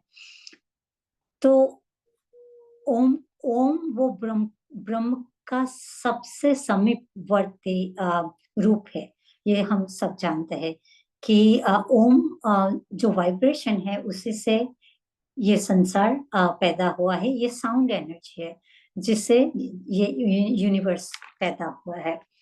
तो इस प्रश्न का उत्तर देते हुए पिपलाद ऋषि बताते हैं कि 1 मात्रा यानी कि ये विश्व के लिए है, मनुष्य लोक के लिए है, पृथ्वी लोक का उसको बुद्धत्व हो जाता है क्योंकि वो विराट का प्रार्थना करते हैं, विराट की प्रार्थना करते हैं। तो उसको एनलाइटमेंट द्वारा ये पृथ्वी लोक की सारी महिमा, सारा ज्ञान हो जाता है। और दूसरा है 2 मात्रा का ध्यान करते हुए तो उसका देव है हिरण्यगर्भ। तो वो आंतरिक श्लोक में उसका अनुभव होता है। वो चंद्रलोक की विभूति उसको प्राप्त होती है और फिर कई समय वो चंद्रलोक में सुख संपन्न करके फिर से मनुष्य लोक में आ जाता है। तो वो उसका थोड़ा समय से वो फिर मनुष्य लोक का साइकिल चालू होता है। और 3 मात्रा में बताया है कि 3 मात्रा का जो अम, ध्यान करता है, वो मृत्यु लोक के बाद सूर्य लोक में जाता है, वो परब्रह्म में लीन हो जाता है, उसका फिर से जन्म नहीं होता। मगर ये ध्यान कैसा होना चाहिए? ध्यान अभिध्यान होना चाहिए। और जैसे कि बिना पवन में रखी हुई जो दीपक होता है, एक तटस्थ, वैसा ही उसका ध्यान होना चाहिए, जिसमें विच्छेद ना हो। तो उस ऐसा ओम का ध्यान होना चाहिए। और ये प्रार्थना, एकाग्रता, और श्रद्धा भी उसमें जरूरी बहुत है। तो ऋग्वेद के द्वारा मनुष्य लोक का, यजुर्वेद के द्वारा ब्रह्मलोक का, और सामवेद के द्वारा अपर ब्रह्म का ज्ञान प्राप्त हो जाता है। और सामवेद के द्वारा वो ब्रह्मलोक में ही वहां फिर स्थित हो जाते हैं। और ये ओम, ओम क्या है? ओमकार अक्षर को हम ब्रह्म ही समझे। जिसका अक्षर नहीं होता है वो ही अक्षर है, वो परम सत्य है, अजर है, अमर है। तो यही उसका कहना है, कि ओमकार में श्रद्धा, विश्वास, एकाग्रता से उसकी स्तुति करनी चाहिए। और ये ओमकार की उपलब्धियां भी बताई गई है। हमारा टाइम हो गया है, तो हम छठा जो प्रश्न है उसमें पूछते हैं कि ये सुकेशा ऋषि का प्रश्न है। वो पूछते हैं, भगवान कौशल देश में, कौशल देश के राजकुमार में सारा प्रश्न नहीं पढ़ती क्योंकि हमारा समय हो गया है। कौशल देश के राजा ने सुकेशा ऋषि से पूछा था कि आप मुझे बताइए कि ये 16 कला संपन्न पुरुष क्या चीज है, और कहाँ से आप उसके बारे में क्या जानते हैं। तो सुकेशा ऋषि ने वो राजकुमार को बताया कि मैं नहीं जानता, और मैं झूठ नहीं बोलता, क्योंकि वे ऋषि पुत्र है, वो ब्रह्मनिष्ठ है, वो झूठ नहीं बोलते। वो जानते हैं कि झूठ बोलने का क्या झूठ बोलने से कितना हानि होती है। तो वो बोलते हैं कि मैं झूठ नहीं बोलता, मगर अगर मुझे पता होगा तो मैं बताऊंगा। तो इसीलिए यही सवाल वो पिपलाद ऋषि से पूछते हैं कि ये 6 कला क्या होती है, और ये मुझे आप बताइए। तो ये 6 कला, कला क्या है? कला जैसे कि नृत्य कला, चित्रकला, वैसी कला है। तो परब्रह्म जो अनमैनिफेस्टेड है, उसकी ये सब कला है। कला, आवरण भी बोल सकते हैं उसको, क्योंकि हम ब्रह्म को नहीं देख सकते। कला देख सकते हैं because that is manifested, but पर ब्रह्म को नहीं देख सकते। तो कला को आवरण भी बोला जाता है, और कला मैनिफेस्टेशन ऑफ ब्रह्म भी बोल सकते हैं। तो ये कैसे कि कलाओं की उत्पत्ति, स्थिति और प्रलय प्रलय, ये सब चैतन्य आत्मा से ही हुआ है। तो क्या है? पहले आत्मा है, उसके बाद उसमें से हिरण्यगर्भ, जैसे कि प्राण हुआ। तो प्राण सबसे पहली उत्पत्ति, पहले भी हमने देखा कि आत्मा से प्राण उत्पन्न होती है। तो हिरण्यगर्भ को हम आत्मा समझते हैं यहाँ पे।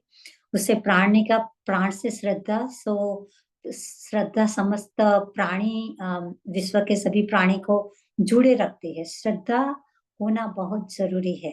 तो श्रद्धा दूसरा एलिमेंट है जो भगवान ने क्या बोलते हैं, उत्पन्न किया। तो ये फिर उसके उसके उपभोग के लिए शरीर बनाना जरूरी था। तो पंच महाभूत की रचना की, आकाश, वायु, अग्नि, जल, पृथ्वी, इंद्रिया, ये सब सबकी रचना की। तो ये 7 हो गए। अब उससे क्या हुआ? इंद्रिया से मन, मन से मन फिर संकल्प करता है कार्य करने का।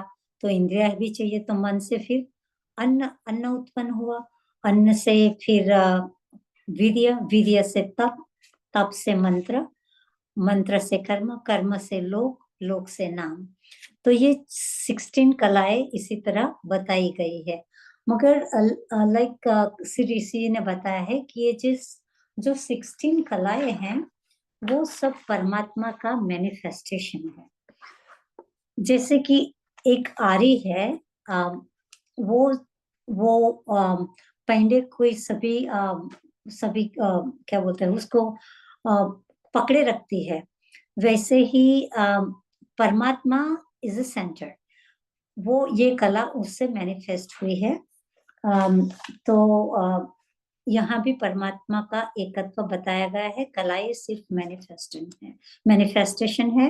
हम प्रश्नन भी बोल सकते हैं, प्रति प्रश्नन भी बोल सकते हैं उसमें। तो ये ऋषि ने ये छठे प्रश्न में क्लियर किया है। मैं आप सबकी बहुत बहुत आभारी हूँ। यहीं मैं अपनी वाणी को विराम देती हूँ। क्षमापना, बात थोड़ा ऊपर समय ले लिया, मगर मैंने अपनी सूझ के अनुसार जो मेरे समझ में आया, मैंने वो अभिव्यक्त करने का प्रयास किया है। इसलिए मैं अगर मेरी जो भी भूल हुई है, इसके लिए मैं आप सब साधक से, बाबूजी से, गुरुजी से क्षमा प्रार्थना। प्रणाम भैया।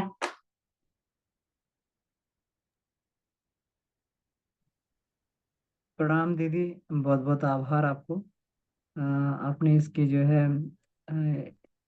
इसको पठन के साथ में जो इसका साथ में ये इसका अर्थ का स्पष्टीकरण किया है, इसका जो सार समझाया है, तो ये बहुत ही अद्भुत है। तो अब मेरे निवेदन है कि बाकी साधक जो है वो लोग कृपया, अगर कोई उनके प्रश्न हो तो अपने हैंड रेज कर सकते हैं या चैट में कुछ प्रश्न भेज सकते हैं। तो बाबूजी से भी मेरा निवेदन है कि बाबूजी भी कृपया स्क्रीन पर आकर अब हम सबका जो है ये प्रश्नों का निवारण करेंगे। जी बाबूजी प्रणाम।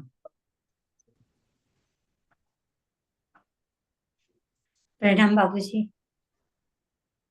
जी प्रणाम दी।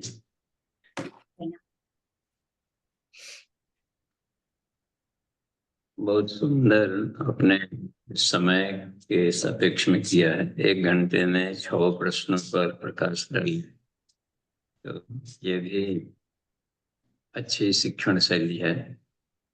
और हिंदी आप बड़ी लगाते से बोलती है, जबकि हमने देखा वहाँ के आप 24 घंटा आप लोग ही में ही बात करते हैं, अपने घर में नहीं।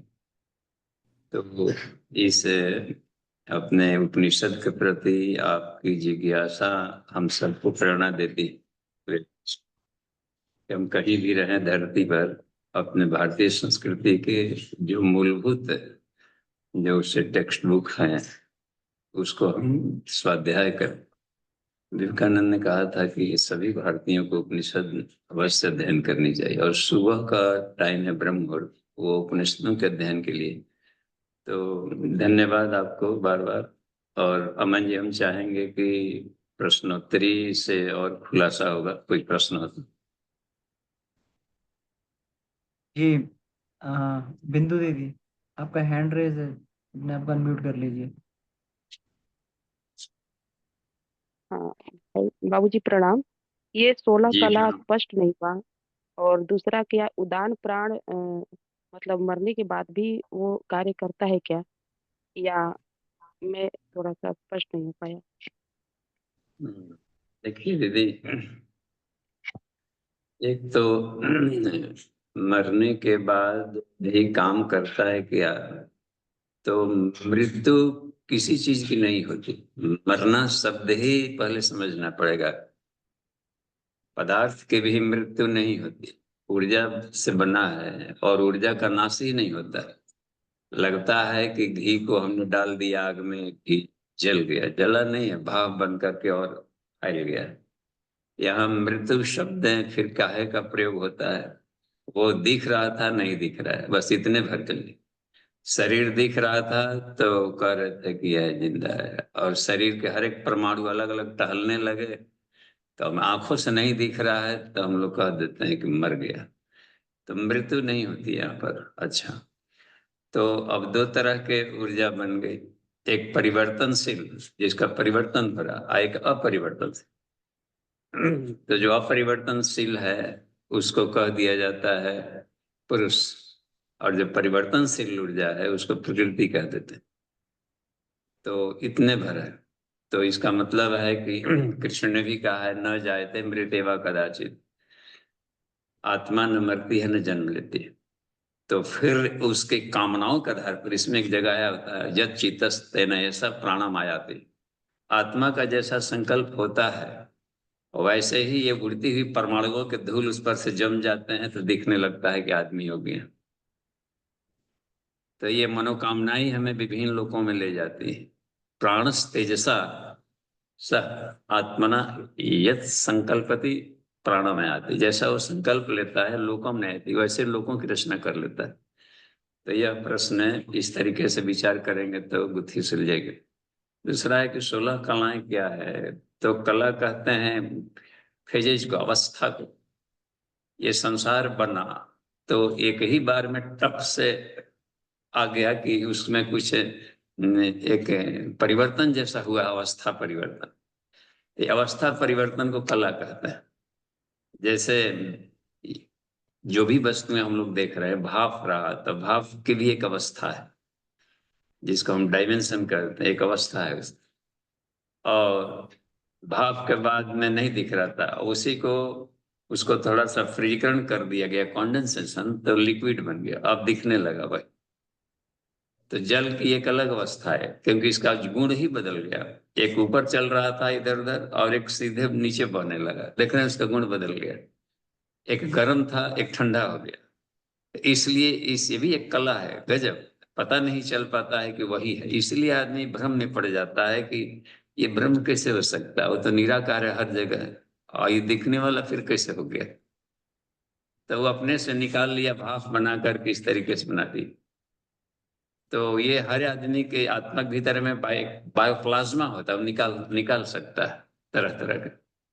जैसे कोई भक्त है और मूर्ति का ध्यान कर रहे हैं कि कृष्ण भगवान का भक्त में ध्यान करना, तो ये भी सुनने को मिलता है कि कृष्ण भगवान हमारे आए थे, एकदम बातचीत किए थे, सपने में आए हो तो, या कभी कभी बोलते एकदम प्रत्यक्ष हमने देखा।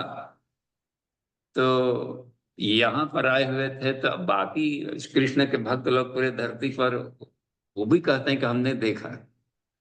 तो यह भी है ना कि सारे गोप गोपिकाएं अपने अपने ढंग से देख रहे थे कि सबके साथ वो नाच रहे। तो फिर जाकर के कौन वाला ओरिजिनल है, सब ओरिजिनल है, तो फिर ये भी सोचना पड़ेगा ना कि ये गजब की कैसे आ गई बात।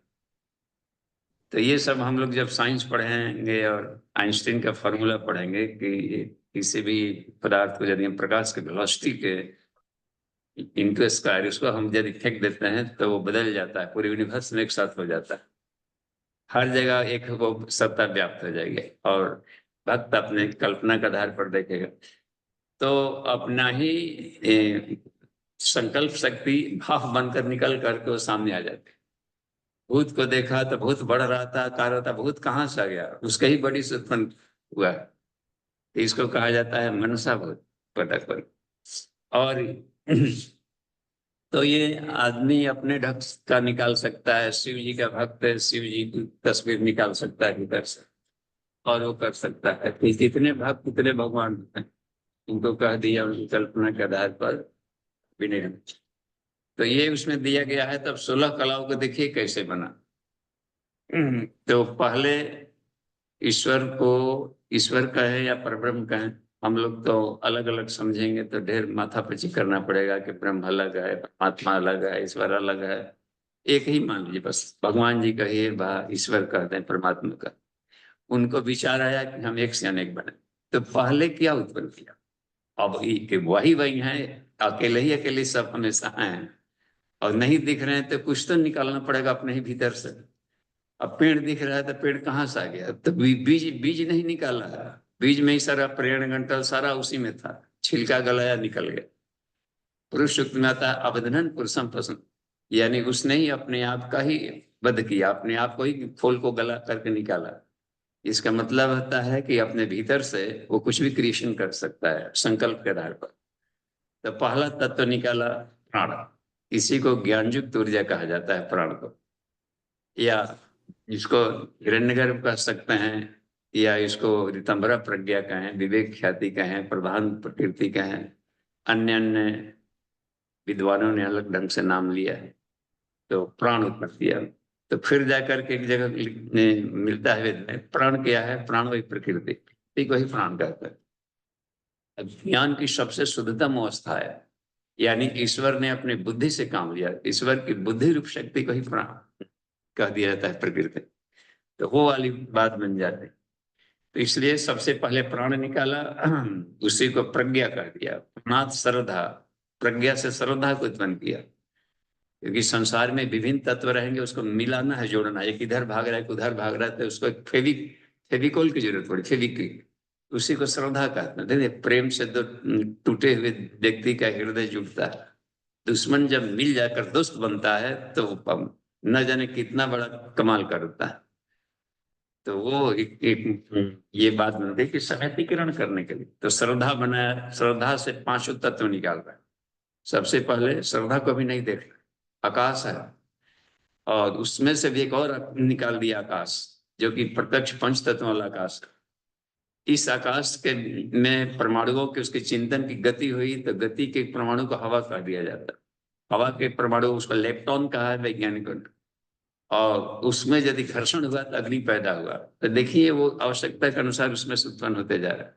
अग्नि कोल्ड हुआ तो जल हुआ, जल और ठंडा हो गया तो बर्फ बन के पृथ्वी बन गया, पृथ्वी में से फिर अन्न उत्पन्न हुए, मन उत्पन्न हुआ जिसमें। तो इसमें है पृथ्वी, इंद्रियां सारी बन गई, इसमें से पृथ्वी तत्व से सारी इंद्रियां बनी है, वाक, हाथ, पैर वगैरह सब बने गए। इंद्रियों के नियंत्रण की जरूरत पड़ गई तो मन बना, इंद्रिय मनो, इसमें फिर जाकर के मन जरूरत पड़ी तो मन को जीवित रहने के लिए भोजन चाहिए, तो मनो अन्नम का है। और अन्न से डायरेक्ट नहीं बना तो अनाद वीर्जम, देखिए अनाद वीर्जम, तपो वीर तप हुआ, फिर मंत्र बना। तप से क्या होता है कि आपकी संकल्प शक्ति बहुत प्रखर हो जाएगी, मन इतना प्रखर हो जाएगा कि आप उससे कुछ न कुछ कर्म कर सकते हैं। तो इस तरीके से मंत्र बन गए, विचारणाएं बन गई, विभिन्न बहुयामिक सृष्टि चलने लगा। उसके बाद उससे कर्ण क्या किया जाए, कितने लोग बनाए जाए, तो लोगों को उत्पन्न किया ईश्वर ने। फिर लोक से हुआ तो इसका नाम क्या रखा जाए, जैसे जानवर हो गया, अब इसको गाय कहा जाए कि सुअर कहा जाए कि कुत्ता कहा जाए, क्या कहे, तो गुणबोधक देख लिया गया। तो इस तरीके से लड़का हो गया तो इसका क्या नाम रखा जाए, तो नोमेनक्लेचर भी एक साइंस है, इसके नाम क्या रखा जाए। तो वो ये भी एक कला मान लिया गया कि कितने संत लोग आशीर्वाद देते हैं कि जैसा नाम वैसा बनो। तो ये गुणबोधक ये रखा गया है करने का, ये कलाएं कही गई है दीदी, और ये है। तो कुछ स्पष्ट होगा, स्वाध्याय करेंगे, मनन चिंतन करते रहेंगे तो और स्पष्ट होगा, और साधना करने से भीतर अनुभूति होने लगता है इन सब चीजों की। जी अमन जी आगे बढ़िए। जी बाबूजी, आगे चैट में प्रश्न है। जी जी। वीरेंद्र प्रसाद यादव जी का प्रश्न है, बहन जी प्रणाम, बहुत बहुत धन्यवाद। क्या ओम को छोड़कर अन्य मंत्र का जप किसी विशेष उद्देश्य के लिए किए जाते हैं?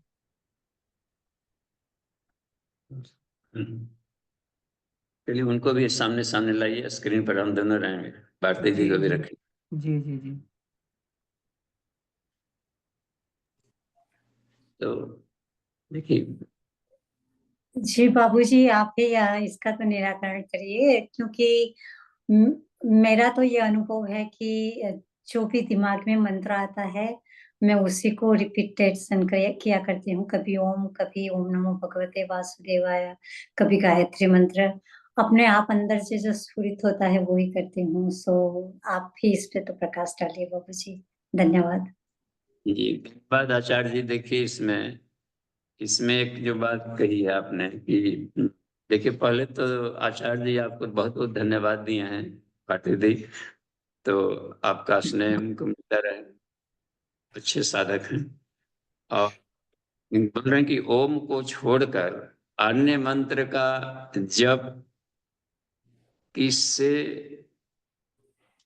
किसी विशिष्ट उद्देश्य के लिए किए जाते हैं। हाँ, विशिष्ट उद्देश्य के लिए ओम में देखिए, वेद का आदेश है आचार्य जी, ओम स्मरण, ओम को स्मरण करो। ओम कृतो स्मर कृतवंग स्मर। हे संकल्प करता, हे काम करने वाले, हे बिजनेसमैन, हे किसानों, हे विद्यार्थियों, और हे पूरे सूर्य देव, सारे अंतरिक्ष में जो भी हैं, ओम स्मर, ओम को स्मरण करो। इसका मतलब है कि यह है कि मौलिक ऊर्जा है, मूल सत्ता जिसे सृष्टि उत्पन्न हुई है। तो साउंड एनर्जी से सारी सृष्टि उत्पन्न हुई है, ये कहने का मतलब। उसे कहा गया है देवी वाचम अजन्यंत देवा ताम विश्वरूपा पशु वदंती। इसको दिव्य वाणी कहा जाता है उनको। इसी से अजन्यंत देवा, ये सारे पंच तत्व, बहुत इंद्रिय, मन, प्राणी, सबको देवता कहा गया है। कौन? उसी से, इसी को सारे जीव जंतु बोलते हैं। उसी से सारे स्वर लहरियां उत्पन्न हो गई है। तो ओम खम ब्रह्म, तो कोई भी मंत्र बोले तो उसमें ओम को जोड़ने का एक आवश्यक निर्देश दिए। आप नमः शिवाय, ओम नमः शिवाय देखते हैं, ओम हनुमते नमः, ओम सरस्वती नमः। तो किसी उद्देश्य से चाहिए, हमको लक्ष्मी चाहिए तो ओम लक्ष्मी नमः। तो वहां ओम तो मूल पावर स्टेशन हो गया, उससे जुड़ना जरूरी है। बल्ब जलाए कि पंखा जलाए कि हीटर जलाए कि फ्रिज जलाए, तो ठंडा कला हो कि गर्म कला, ये आपकी मर्जी है। ये अपनी इच्छानुसार, स्वेच्छा से जो चाहिए, धन चाहिए तो लक्ष्मी हो गया, शक्ति चाहिए दुर्गा हो गया, ज्ञान चाहिए सरस्वती हो गया। तो ये जो शक्ति धाराएं हैं जो चाहिए, लेकिन ये ओम से जुड़ करके ही किया जा सकता है, तो सुविधा हो जाएगी। ये पंखे वगैरह लाइन नहीं है तो सब नहीं चलेगा, कितना महंगा आप खरीद करके ले आ दें, बिजली बिना सब खत्म। और बिजली भी आपका ये ट्रांसफार्मर है बिजली, लेकिन कहा है कि नहीं, वो मेन हेडक्वार्टर कट गया, वहीं से कट गया, तो उससे जुड़ना जरूरी है। वो कृष्ण ने भी कहा कि ओम स्मरण, जो ओम ओम कहा के मरता है वो सीधे हम में आके विलीन होता है। तो बाकी दिशा धराएं हैं तो उसको कर सकते हैं, 24 गायत्री बन गई इसीलिए। तो जो अपना विशिष्ट चाहिए, पैसा तो पैसा, धन कमाए, कहाँ लगाना है, पढ़ाई में कि गाड़ी खरीदने में कि हाथ पैर टूट गया वहां ले जाना है, आपकी मर्जी, जहां खर्च करने जिस दिशा में। तो जिस तरीके के वेद मंत्र के सभी मंत्र देव मंत्र हैं, उसको हम लाभ ले सकते हैं, लेकिन सभी मंत्रों में ओम को जोड़ने से वो क्रियाशील होते हैं। जी, ओम एक भाव संवेदना है, परब्रह्म से जुड़कर काम करे, क्योंकि हर जगह उन्हीं की सत्ता है। क्लियर हुआ होगा, आचार्य जी समझ गए होंगे। आगे देखिए तो अमन जी, एक और लग रहा है चैटिंग में। जी जी जी। त्यागी जी का हैंड रेज है, तो ये ले लेते हैं पहले। प्रणाम बाबू जी। जी प्रणाम। बाबू जी, मैं ये मेरी जिज्ञासा ये है कि यदि ओम के बगैर कोई भी चैंटिंग की जाए या ओम के बगैर मंत्र बोला जाए, तो वो ऐसा नहीं हो सकता है, कुछ कम फायदा करेगा तो सही या नहीं? साउंड एनर्जी के लाभ में निश्चित रूप से सार्वभौम नहीं होगा, एकांगी होगा वो। क्योंकि अन्य मंत्र कर रहे हैं कि वो देव मंत्र में आ जाते हैं, अन्य दिशा में जाना, और वो एक सार्वभौमता उसमें साथ जुड़ी हुई हो। ओम एक देशीय नहीं है, वो सर्वव्यापी है। देखें, ओम इतेव सु नामध्यम अनघम विश्वात्मनो ब्रह्मण, जो गायत्री महाविज्ञान में गायत्री गीता का ओम के बारे में बता रहा है कि ओम विश्व ब्रह्मांड की आत्मा है, यानी हर जगह सर्वव्यापकता है, और ओम उसमें लिप्त नहीं होता किसी में। तो यदि हम उसको हम छोड़ देते हैं तो हो सकता है कि उसमें जाएं तो धन के लिए काम कर, लक्ष्मी मंत्र बोल रहे हैं तो धन हो सकता है कि हम पर कभी भारी पड़े और धन डुबो दे कभी। लेकिन यदि ओम के साथ हम जुड़े रहेंगे तो धन, जनक की तरह धन के बीच में खेलते हुए भी सन्यासी बने रहेंगे, वो संलिप्तता से हमें बचा ले। बहरहाल धन मिल तो जाएगा ना बगैर ओम के भी? हाँ, मिल तो जाएगा, लेकिन धन शराब पी करके फेफड़ा भी खराब कर सकता है। कैटलिस्ट का काम करता है ओम, इसका मतलब? तो मतलब है कि धन का हम दुरुपयोग कर सकते हैं। जी जी जी, ठीक है बाबूजी, हाँ। प्रणाम बाबूजी। धन्यवाद। और नितिन जी देखिए तो हैंड रेज सभी लोग करें फटाफट, जी जी समय बाबूजी। हाँ 10 मिनट बचा है। हाँ, इसमें नितिन भैया का है, प्रश्न है। बाबूजी प्रणाम। जिस प्रकार रथ चक्र की नाभि में अरे लगे रहते हैं, उसी प्रकार प्राण में ऋग्वेद की ऋचाएं, यजुर्वेद सामवेद के मंत्र, ब्राह्मण क्षत्रिय और यज्ञ सभी सन्निहित हैं। इसका क्या अर्थ है? हम्म, तो जिस प्रकार रथ चक्र की नाभि में उसी प्रकार प्राण, तो प्राण गायत्री वाइदम सर्वम है ना, छंदोग्यों में मिला था। जो कुछ भी उत्पन्न हुआ है सब प्राण से उत्पन्न हुआ है, तो इसलिए कह दिया गया है कि उसी के रथ में सब लगे हुए हैं। प्राण से ही प्राण के वेरिएशन सब हैं, बाई प्रोडक्ट। अब दूध न रहे तो न दही मिलेगा, न उसका मलाई मिलेगा, न घी मिलने वाला है। दूध कॉमन फैक्टर है, तो सारे दूध के इंग्रेडिएंट हैं सब खत्म हो जाएंगे, नहीं मिलेगा। तो इसलिए कह दिया जाता है कि उसी के रथ में सब जुड़े हुए हैं। कहेगा कि हमको सब चाहिए तो दे देगा, जैसे कि तब दूध ले जाओ, इसमें से सब निकाल लेना। कहे कि हमको दही भी चाहिए, घी भी चाहिए, केवल घी देने से दही नहीं निकाल पाएगा, लेकिन दूध दे दिया जाए तो निकाल पाएगा। तो दूध को कहते हैं कि वो का रथ है जिसमें कि सब जुड़े। तो क्षीर सागर इसीलिए कह दिया जाता है प्राण को। सब प्राणों में से पहले क्षीर सागर उसी में सो रहे हैं। प्राणों के समुद्र में हम लोग तैर रहे हैं, डूब रहे हैं, जन्म लेता है। सारा सृष्टि प्राणों के समुद्र में उगता है, डूबता है, बार बार जन्म लेता है, उसमें डूबता है। तो इसी को इथर कह दिया गया, पूरे आकाश तत्व में विद्यमान। बोला शून्य में भी है यह प्राण, आश्चर्य। जी ठीक है। और देखिए तो 100 और बाबूजी इसे इसे प्राण को आत्मा ही पैदा करता है। आत्मा उत्पन्न करेगा। पूछा ना कि उसमें प्रश्न कर दिया है कि प्राण कहाँ से आता है। आत्मा ना ऐसा प्राण हो जाए, प्राण को उत्पन्न आत्मा करता है। जैसे यथा संकल्पति इसमें कहा गया, तो विल पावर को प्राण कह दिया गया। कहे कि तुमको आज भोजन नहीं देंगे, तो ठीक है ना देखिए, हम देखते हैं कैसे दिन भर देखेगा कि बिना खैले जी गया, रह गया और मोटा भी गया। वो विल पावर है उसका। तो भगत सिंह भी मोटा गए थे कि फंसा से जा रहे, तुरंत हमको फांसी होने वाला, बिना खाना के मोटा गए। तो सारा साइंस वहां पर फेल कर रहा था कि ये कैसे मोटा गया, क्या किया। तो प्रसन्नता सबसे बड़ा पौष्टिक आहार है। तो वहां से निकाल, बाबूजी विल पावर से निकाल। जब आत्मा सर्वव्यापी है तो क्या प्राण प्राण भी सर्वव्यापी, मतलब सॉरी, जब भी प्राण सर्वव्यापी है सारे ब्रह्मांड में फैला हुआ, तो क्या आत्मा भी सारे ब्रह्मांड में फैला हुआ फिर?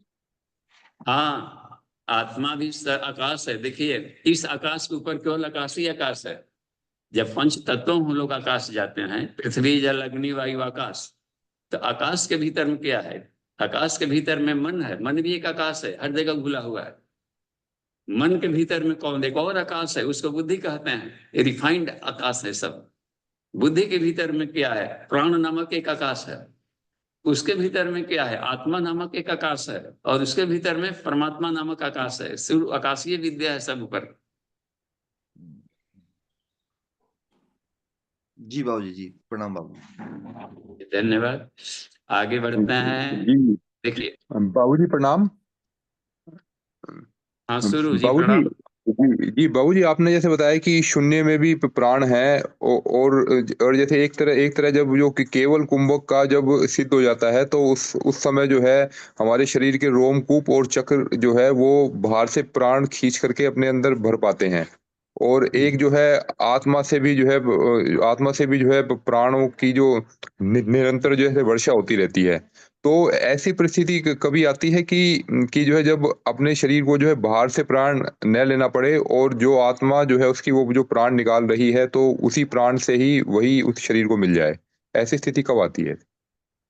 खूब आती है जब आप मेडिटेशन में जाएंगे। कंठ कूपे क्षुधा पिपासा, पतंजल ने कहा है ना उसमें विभूति योग में। तो विशुद्धि चक्र में यदि ध्यान तन्मय हो जाएंगे, जैसे शंकराचार्य ने किया वगैरह था, तो शून्य में भी लोग जीवित रहेंगे। तो वो आकाश को ही पूरा अपना बॉडी मानेगा, तब खाएगा के और सोचे कि पूरा आकाश ही हमारा पेट है, तो इसलिए खाने की इच्छा खत्म हो जाती है। क्योंकि सारा संसार तो उसी में, सारा दूध और मलाई उसी के पेट में ही सब फूल रहा है। अब उसका अब अलग से क्या खाएगा? तो उस हालत में जैसे तैलन स्वामी का उदाहरण दिया है पूज्य गुरुदेव, वो हर साल 1 पाउंड बढ़ जाते थे, कुछ खाते पीते नहीं थे, तो दूसरों को नहीं लग रहा था, लेकिन अपने चक्रों से वो खा लेते थे। तो ऋषि लोग फ्रिजीकरण में जब जाते हैं तब नवंबर के महीने में बर्फ में ढक जाते हैं चारों तरफ से, भीतर पता नहीं चलेगा कि कोई कुछ है नहीं, पहाड़ वहाड़ सब ढक जाता है। और वही जाकर के अप्रैल महीने में जब बर्फ गलता है तो उसमें से निकलता है फिर ऋषि, 50 वर्ष आयु बढ़ा लेता है। उस समय सांस कहाँ से ले रहा था, अब तो नाक मुंह में सब जगह तो बर्फ जम गया, शरीर भी फ्रीज हो गया है, तो वो बिल्कुल सिर्फ चक्रों से अपने लेते रहता है, मेंटल। तो मेंटल वो सब काम करते हैं, वो सब चक्र विद्युत चुंबकीय प्रवाह होते हैं, तो मैग्नेटिक के रेडिएशन से सब काम कर लेता है। जी, तो बाबूजी चक्र जो है वो बाहर से जो प्राण खींचते हैं, मतलब चक्र जो है क्या अपनी आत्मा केवल अपनी आत्मा से भी जो प्राण है वो भी ले सकते हैं? हाँ, इधर से भी लेकर बाहर फेंकेगा, बाहर से भी लेकर भीतर फेंकेगा, वो चक्रवात है, दोनों तरफ से करता है, अंधड़ तूफान की तरह। इसलिए चक्र जागरण बहुत जरूरी है, नहीं तो हम लोग यूं ही समय निकल जाएगा। एक एक दिन लाइफ का ढह रहा है, समझिए कितना कीमती चीज हाथ से निकलने वाला है, और नहीं उपयोग किए तब भगवान जी अब चक्र उपचक्र काहे कर देंगे, कद्दू बना देंगे, छप्पर पर पड़े रहिए, फिर आदमी का शरीर काहे कर देंगे, इसका उपयोग ही नहीं करने आ रहा है। जी जी, ठीक है बाबूजी, धन्यवाद। धन्यवाद। समय है 3 मिनट। ये हेमलता दीदी का हैंड रेज है जी दीदी। जी प्रणाम बाबूजी। जी प्रणाम। जी एक व्यक्तिगत कष्ट में फंस गए हैं, उसका थोड़ा सा आपका आशीर्वाद चाहिए। अचानक से गिर गए और फ्रैक्चर हो गया है 2 जगहों पे, और एक ठीक है, पटेला का है, वो ज्यादा कष्टदायी दिख रहा है। तो कैसे इसमें से निकले इस कष्ट से, और आपकी आशीर्वाद की आवश्यकता है हमारी। जी दीदी, हम पूज्य गुरुदेव से हम लोग भी प्रार्थना करेंगे, तो ये सब ईश्वरीय चेतना अपने ढंग से हैंडल कर लेगी। तो हमें तो अब आ गया है तो उसका उपचार खोजना है, बढ़िया चिकित्सक से दिखाएंगे तो वो लोग पेन किलर देते हैं, अपने से नहीं निकालने आ रहा है न्यूरो ट्रांसमीटर तो लोग पेन किलर दे देता है। तो उस हालत में आपको जब तक ट्रीटमेंट चलेगा तो पता नहीं चलेगा कि कोई कष्ट भी हुआ, और धीरे धीरे हीलिंग हो जाता है। तो हमेशा पॉजिटिव मन बनाए रखिए, और शरीर को ना हड्डी टूटा है, आत्मा को तो हड्डी ही नहीं होता है, वो उसका का टूटा है, वो तो मस्त है भीतर में। तो आप शरीर नहीं है, शरीर भाव से धीरे धीरे तो सोहम, लेटे लेटे सोहम प्राणायाम का अभ्यास करते रहेंगे, थोड़ा सा कम हो जाएगा। और ये बहुत फायदे की भी चीज है, बहुत सारी चीजें मिल जाती है, अनुभव मिलता है, डॉक्टरों से जान पहचान होता है, कुछ दवाइयों के नाम, कुछ अपने लोगों की पहचान हो जाती है, कौन दुख में आया कौन नहीं आया, तो बहुत फायदे का चीज होता है। तो फायदा सोचने लगेंगे तो दुख अपने कम होने लगेगा। तो हम अपने और जन्म जन्मांतरों के भी बैलेंस होते रहता है कुल मिला जुलाकर। तो एक और भी पता चल जाता है कि अब तक से हम 91 को उसको सिद्ध किए कि नहीं किए, शरीर भाव में ही है कि शरीर भाव से ऊपर उठ भी लेते हैं।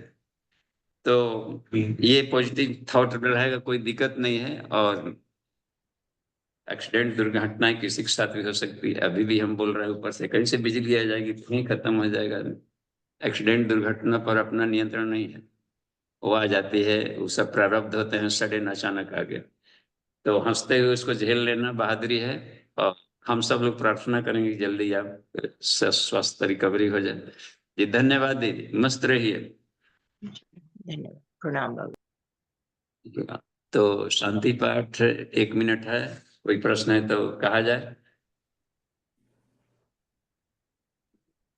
देखिए प्रश्नोपनिषद हम लोग को, जैसे हम लोग अन्य पर डे प्रश्न पूछते हैं, वो भी प्रश्नोपनिषद ही है, उपनिषदों पर प्रश्न चलता है, ऐसा नहीं कि 6 गो प्रश्न हो गया तो इतने भर प्रश्नोपनिषद में। जी। उपनिषदों पर पूछे गए प्रश्न जिज्ञासा आत्मिकी को प्रश्नोपनिषद कहते हैं। तो उन्होंने 6 पूछ दिए। एक और भी बात देखते हैं इसमें कि सत्यकाम जो जाबाल था सत्यकाम, तो सत्यकाम के फादर का भी नाम इसने बताया। एक नई चीज मिला, शिवी पुत्र लिखा है, जैसे वहां पर शकुंतला मिली हुई थी तालाब किनारे फेंकी हुई, तो पता नहीं चल पा रहा था कि किसने छोड़ा क्या, उसे कहाँ से आया। लेकिन कहीं ना कहीं प्रकरण मिल जाता है कि मेनका से उत्पन्न हुई थी और ये सब प्रकरण में, तो यहाँ मिल जाता है कि शिवी पुत्र थे सत्यकाम। तो उपनिषदों को पढ़ने से कुछ और भी लिंक जहां तहां से मिलने लगता है। और राजा शिवी वही थे जिन्होंने कि अपने शरीर को काट काट करके बाज को खिला दिए थे, कहा कि जब तक से शिवी रहेंगे, सूर्य चंद्रमा रहेगा, शिवी का नाम रहेगा राजा। तो ये बहुत तपस्वी थे जी। ठीक है, धन्यवाद। तो शांति पाठ किया जा सकता है। अमन जी, पाठ दे दीजिए। जी भारती दीदी। So we'll say Shanti. Om Shanti, Shanti, Shanti. Pranam.